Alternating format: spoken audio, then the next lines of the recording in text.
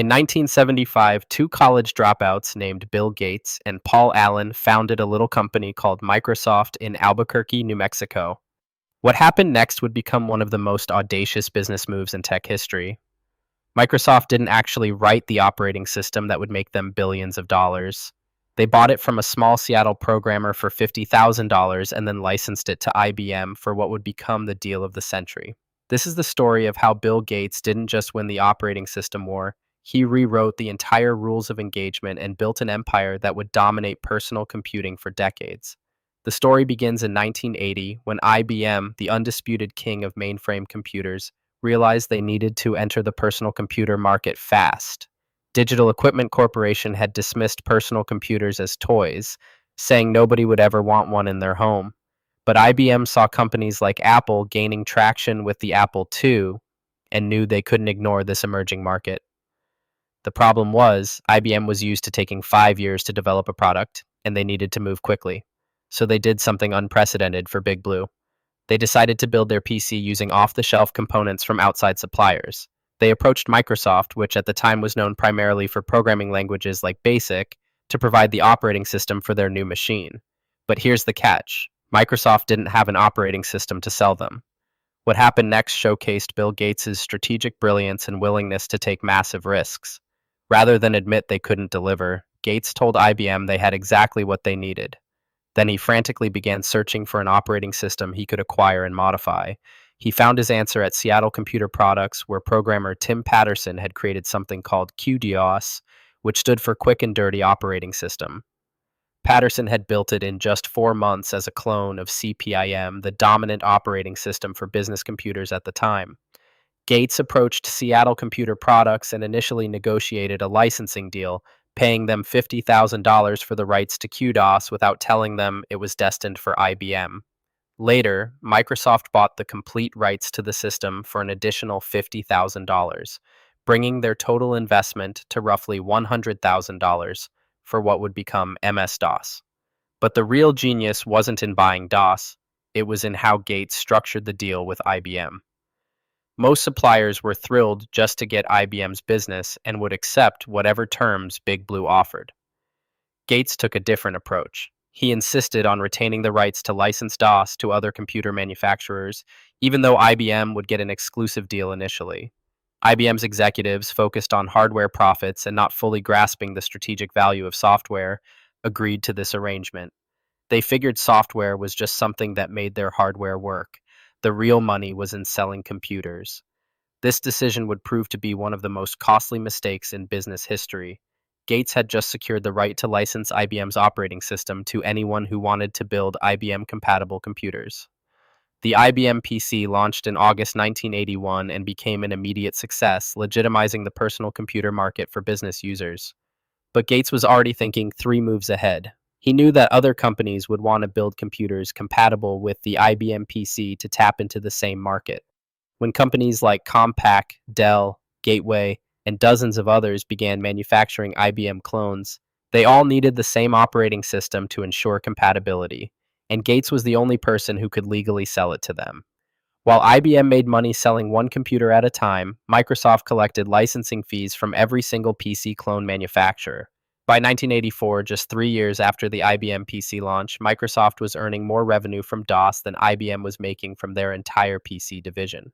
The beauty of Gates' strategy became even more apparent as the clone wars intensified throughout the 1980s. Computer manufacturers were locked in brutal price competition, driving hardware margins to razor-thin levels. Companies like Commodore, which tried to create proprietary systems, found themselves unable to compete with the ecosystem that had formed around IBM-compatible machines. Meanwhile, software developers wrote programs for DOS because that's where the largest market was, which made DOS computers more valuable to consumers, which drove more hardware sales, which attracted more software developers. Gates had created a virtuous cycle that was almost impossible to break. By 1985, Microsoft was shipping DOS with over 90% of all personal computers sold, and Bill Gates became the youngest billionaire in history at age 31. But winning the DOS battle was just the beginning of Gates' operating system empire. He recognized that graphical user interfaces, popularized by Apple's Lisa and Macintosh computers, represented the future of personal computing. Rather than abandon DOS, Gates developed a strategy to extend Microsoft's dominance into the GUI era. In 1985, Microsoft released Windows 1.0, which ran on top of DOS and provided a graphical interface similar to the Mac.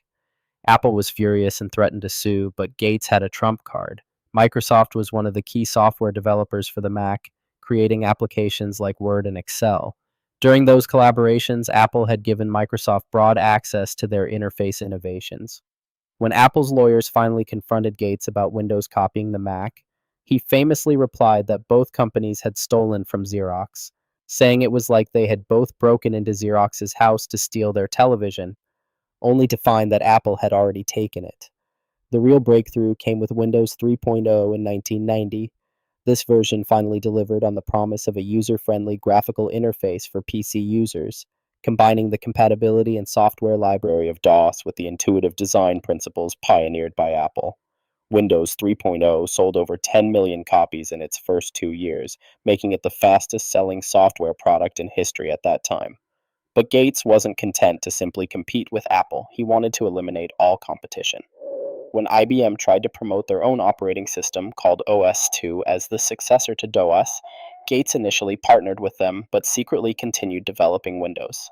As Windows gained market share, Gates abandoned the OS/2 partnership, leaving IBM's operating system without Microsoft's support and effectively killing its chances in the market.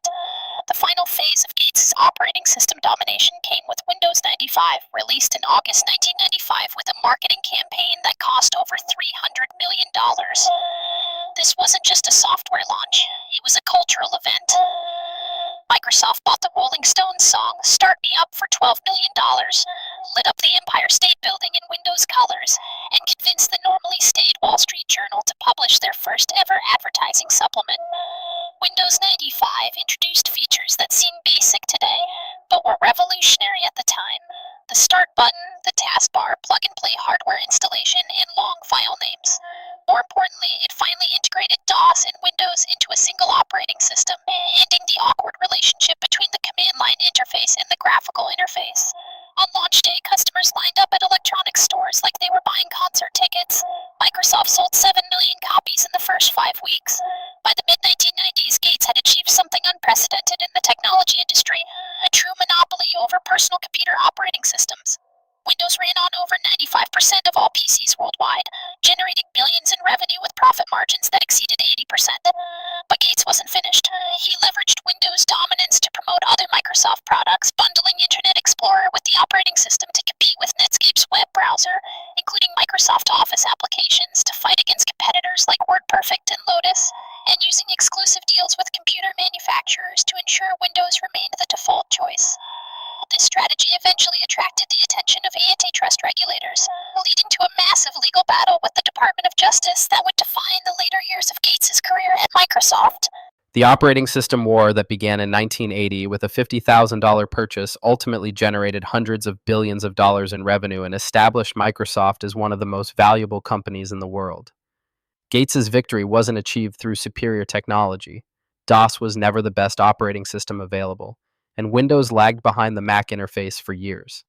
Instead, Gates won through superior business strategy, understanding that in the technology industry, controlling standards and platforms was more valuable than building better products. He recognized that network effects and switching costs would create winner-take-all markets, and he positioned Microsoft to be that winner. When Gates stepped down as CEO in 2000 and later left day-to-day operations at Microsoft to focus on philanthropy, Windows still commanded over 90% of the desktop operating system market. Even today, despite challenges from mobile operating systems like iOS and Android, Windows remains the dominant platform for personal computers, a testament to the empire that Bill Gates built from a quick and dirty operating system purchased for the price of a luxury car. The boy who started Microsoft in an Albuquerque strip mall had won the most important technology battle of the 20th century, not by writing the best code, but by understanding that in the software business, owning the platform means owning the future.